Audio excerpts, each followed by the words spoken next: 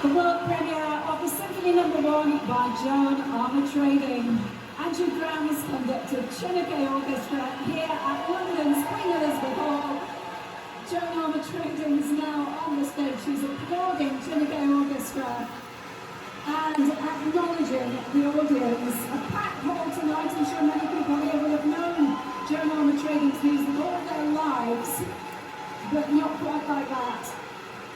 This symphony is a new venture for this award-winning musician who has a catalogue of 21 albums to her credit.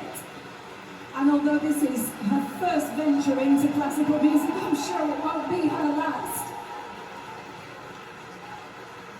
She's shaking hands with Andrew Grahams, who's congratulating her. Joan Armatrading has always followed her own curiosity, never sticking to boundaries, always pushing forward into new creative arenas. And what an uplifting piece, not based on any programme or particular theme, but with an overall uplifting message.